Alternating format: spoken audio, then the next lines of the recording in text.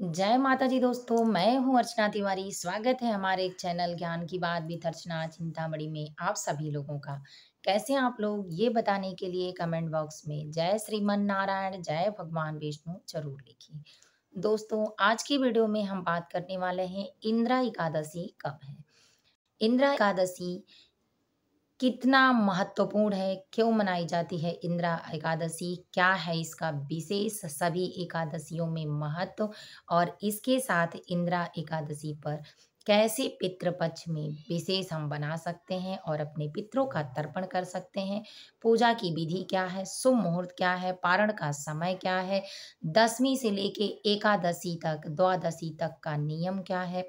कब शुरू हो रही है एकादशी की तिथि और कब समाप्त हो रही है? तो चलिए दोस्तों, एकादशी, इंदिरा एकादशी के बारे में जानते हैं।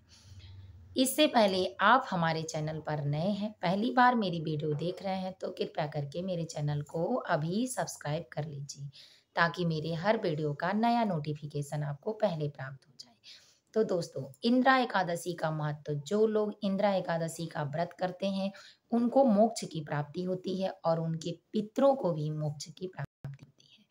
कहते हैं एकादशी का व्रत करने से मनुष्य के इस जन्म से संबंधित 7 जन्मों के पाप नष्ट हो जाते हैं। व्यक्ति भगवान विष्णु के चरणों में अपना स्थान पाता है, सुख और समृद्धि को पृथ्वी से भोग लेने के बाद।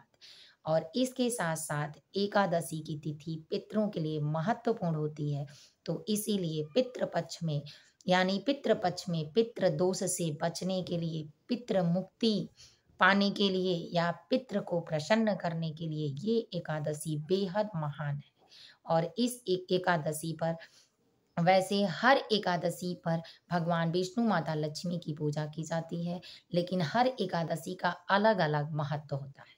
सब एकादशी में अलग-अलग महत्व होने के कारण सबको अलग-अलग तरीके से रखा गया है।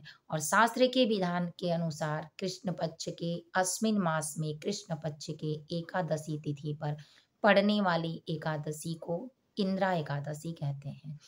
इंदिरा एकादशी अपने आप में महान एकादशी है। इसमें पितृपक्ष पड़ने के कारण कहते हैं कि एकादशी का व्रत अगर एक परिवार में एक व्यक्ति करता है तो पूरे परिवार की रक्षा होती है। लेकिन आपको इतना ज़रूर पता होगा कि एकादशी का व्रत करने से महान कृपा प्राप्त होती है भगवान विष्णु की, श्री चरणों की, और आपके जीवन में सुख समृद्धि बढ़ती है, वैभव बढ़ता है, दोष पाप दूर हो जाते हैं और शारीरिक स्वस्थता आपको प्रदान करते हैं भगवान विष्णु। जो लोग एकादशी का व्रत करते हैं तो कहते हैं सब व्रत सबके लिए होता है। जैसे महिलाओं के भी जीवन में बहुत सारे ऐसे व्रत हैं कि जो पति के लिए, बेटे के लिए, अन्न धन के लिए, सुख सौभाग्य के लिए रहा जाता है, लेकिन महिलाओं के लिए सबसे ज़्यादा अच्छा एकादशी होता है। एकादशी और बड़ा रविवार, ये व्रत महिलाओं को खुद के जीवन के लिए होता है, तो ज़रूर करना चाहिए सबको। इसके साथ दोस्तों, इंदिरा एकादशी पर पितृपक्ष पड़ता है। पितृपक्ष में पितरों का तर्पण करना बेहद भगवान को प्रिय है। तो चलिए जानते हैं दशमी से लेके पारण तक की विधि क्या है। दशमी की तिथि दिन मंगलवार 16 तारीख को पड़ रही है और 16 तारीख को ही रात्रि में शुरुआत हो रहा है एकादशी तिथि का 12:23 पर, 21 पर। तो और इसका समापन 17 तारीख को 17 तारीख की रात्रि में 11:39 पर समाप्त हो रहा है। तो उदया तिथि का व्रत रहने के कारण हम लोग व्रत 17 तारीख को विश्वकर्मा पूजा के दिन ही करेंगे, दिन बुधवार को। सुबह तो दशमी के दिन ही आप, मंगलवार पड़ रहा है और एकादशी के दिन अगर बाल नहीं धुलना है, क्योंकि एकादशी के दिन बाल नहीं धुला जाता है, तो आप मंगलवार को ही तौलिए से, गीले तौलिए से पोंछ सकते हैं, साफ-सफाई कर सकते हैं। इसके बाद दशमी तिथि को शाम को 5 बजे ही, दिन ढलने के पहले ही भोजन करें। इसके बाद लहसुन प्याज का सेवन ना करें। भोजन एक बार दशमी तिथि में करना चाहिए। फिर एकादशी तिथि पर सुबह जल्दी उठें, स्नान ध्यान यानी स्नान करने के बाद अपने घर की साफ-सफाई, स्नान ध्यान यानी अपने आप को फ्रेश करने के बाद गंगा जल से स्नान करें। एकादशी तिथि पर नदी में या अच्छे पवित्र स्थानों पर, गंगा घाट पर स्नान करना अच्छा माना जाता है। लेकिन पितृ पक्ष में और अच्छा माना जाता है।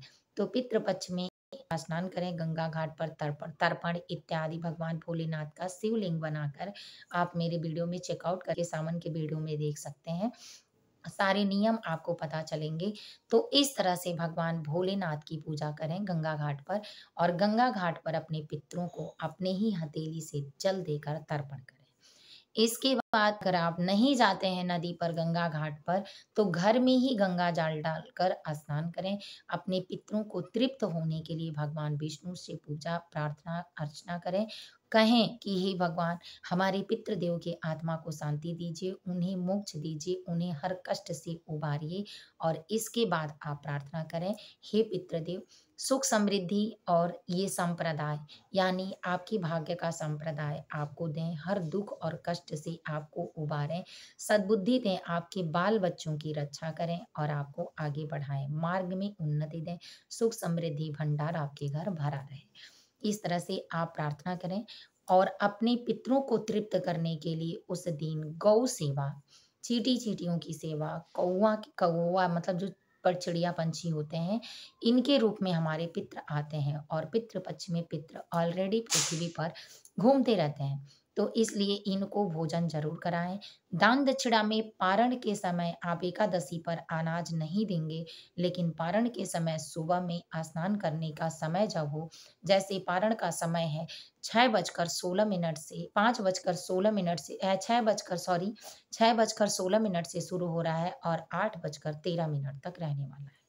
तो इस बीच में आप पारण करें, उससे पहले स्नान करके बर्तन, अन्न और कपड़े इत्यादि अपने पितरों के नाम से दान करें।